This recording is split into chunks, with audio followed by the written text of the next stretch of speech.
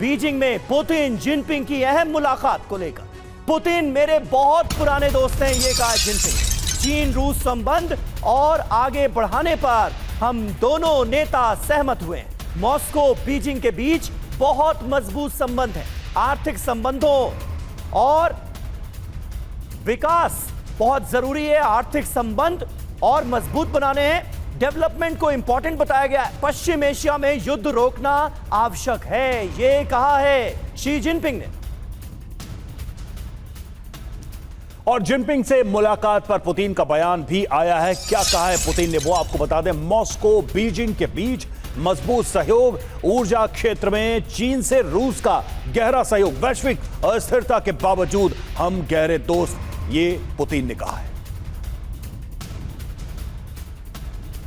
तो पुतिन ने कहा है कि दोनों देशों के बीच गहरा सहयोग है और वैश्विक अस्थिरता के बावजूद हमारे संबंध बेहतर।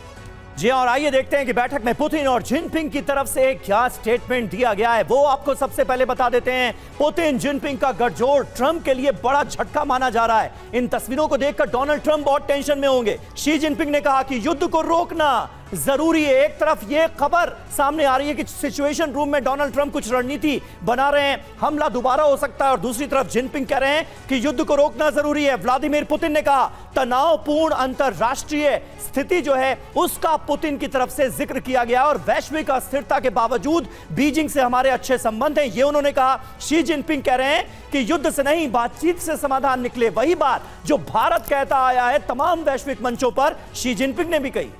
बिल्कुल, व्लादिमीर पुतिन क्या कह रहे हैं कि वैश्विक और स्थिरता के बावजूद बीजिंग से अच्छे संबंध है। दुनिया बहुत उथल पुथल दुनिया भर में है, लेकिन हमारे संबंध अच्छे हैं। शी जिनपिंग कह रहे हैं कि जंग रुकने से ऊर्जा जरूरतें पूरी होंगी, यानी वो पक्ष ले रहे हैं इसका। और व्लादिमीर पुतिन कह रहे हैं कि ऊर्जा क्षेत्र में चीन से सहयोग और मजबूत होगा। यह बयान अपने आप में अमेरिका के लिए बहुत बड़े टेंशन वाली बात है।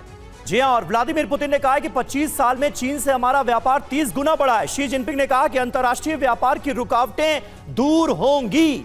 ये साफ तौर पर पुतिन और शी जिनपिंग की तरफ से इस दौरे में इन तमाम बातों का जिक्र किया गया। एक मल्टीपोलर वर्ल्ड बनाने की बात कही जा रही है। हमारे साथ इस वक्त तमाम खास मेहमान मौजूद हैं। प्रसून शर्मा जी इस वक्त जर्मनी से हमारे साथ मौजूद हैं। प्रसून जी, किस तरह से आप देखते हैं इस मुलाकात को? एक तरफ पश्चिम एशिया में आज की तारीख में जो तनाव है वो आने वाले वक्त में बढ़ सकता है, अमेरिका दोबारा हमला कर सकता है, इसके संकेत ट्रंप बार बार दे रहे हैं। कम से कम धमकियां तो लगातार दी जा रही हैं। और दूसरी तरफ जिनपिंग का पुतिन की मौजूदगी में यह कहना कि ये युद्ध का युग नहीं है, एक तरह से भारत के स्टेटमेंट को दूसरे अंदाज में वो दोहराते हुए नजर आ रहे हैं। कैसे देखते हैं आप, और क्या इस मुलाकात का अमेरिका पर दबाव पड़ेगा?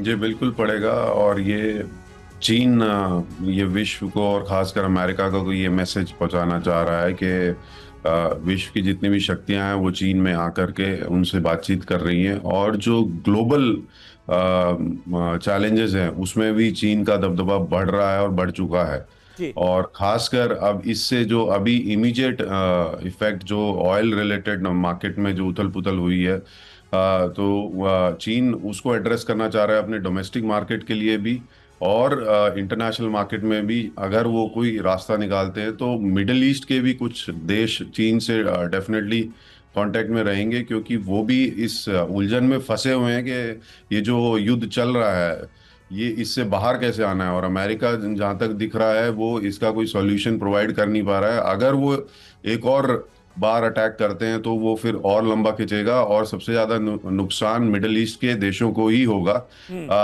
बाकी देशों को तो होगा ही होगा, पर मिडिल ईस्ट के देशों को ज्यादा होगा। और जो बयान मिडिल ईस्ट के देशों से आया है कि उन्होंने ही रिक्वेस्ट की थी डोनाल्ड ट्रंप को कि और हमला ना किया जाए।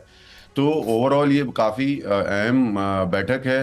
ब्रिक्स की बैठक से पहले शी जिनपिंग और पुतिन साथ में, और डोनाल्ड ट्रंप की विजिट्स के जस्ट बाद पुतिन का दौरा, ये काफी बड़ा मैसेज पहुंचाता है अमेरिका को और पूरे विश्व को। जी, यानी आप कह रहे हैं कि जो टाइमिंग है पुतिन के विजिट की, वो टाइमिंग भी अपने आप में एक बहुत ही स्ट्रांग मैसेज है ट्रंप के लिए, अमेरिका के लिए।